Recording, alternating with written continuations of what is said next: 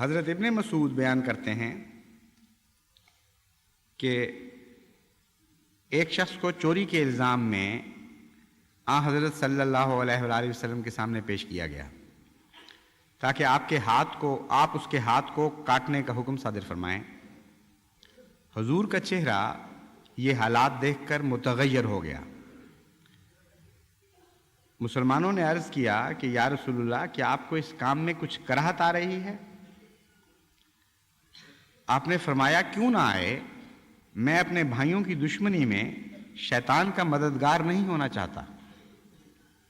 اگر تم چاہتے ہو کہ اللہ تعالیٰ تمہارے گناہ معاف کر دے اور بخش دے تو تم کو چاہیے کہ لوگوں کے گناہوں کو چھپاؤ، کیونکہ جب تم سلطان کے پاس جاؤ گے تو حد جاری کرنا اس پر ضروری ہو جائے گا۔ بہت ہی پرحکمت تعلیم ہے۔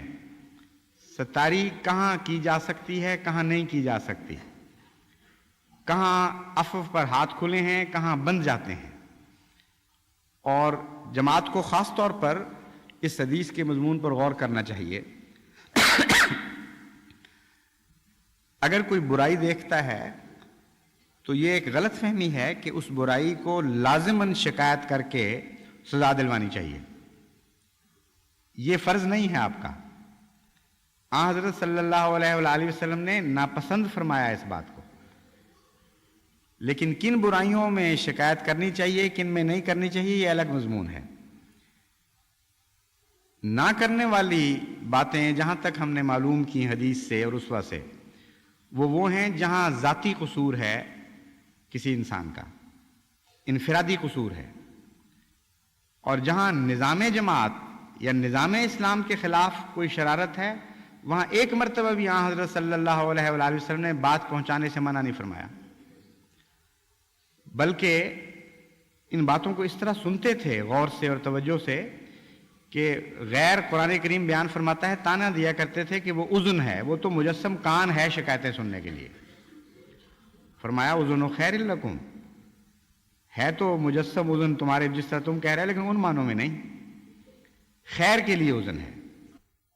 وہ باتیں غور سے سنتا ہے جن سے قومی بھلائیوں کا تعلق ہے، اور جن سے قومی بھلائیوں کا تعلق نہیں ان سے صرف نظر کرتا ہے اور ہرگز ان کو نہیں سنتا۔ تو حضرت صلی اللہ علیہ وآلہ وسلم کا اسوہ اس میں ایک تفریق فرما رہا ہے۔ جہاں قومی نقصان کے خطرے ہوں وہاں ہر مومن کا فرض ہے کہ بات کو متعلقہ نظام تک پہنچائے۔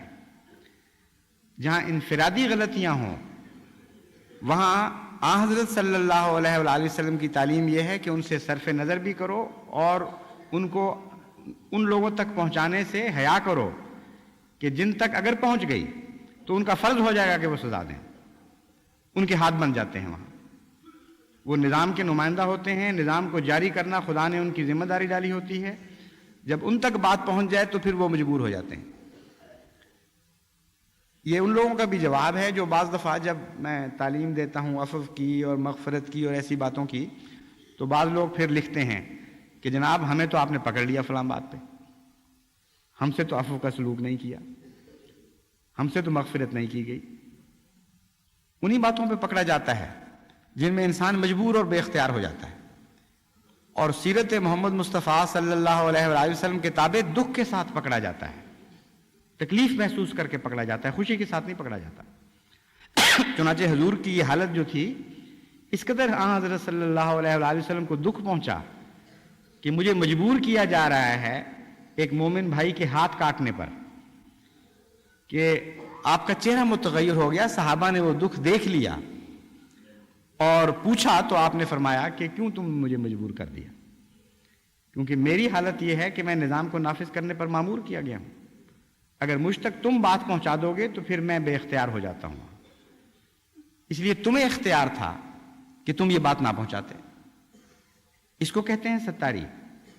اور کس طرح کھول کھول کر حضرت اقدس محمد مصطفیٰ صلی اللہ علیہ وآلہ وسلم باتیں بیان فرماتے ہیں۔ حیرت انگیز رسول ہیں، کوئی آپ کا ثانی نہیں دنیا میں، کوئی مثال نہیں مل سکتی جس نے اس طرح کھول کھول کر اللہ تعالیٰ کے نشانات کو دنیا کے سامنے پیش کیا ہو اور اس طرح باریکی اور لطافت کے ساتھ مضامین کو کھول کر بیان فرمایا ہو۔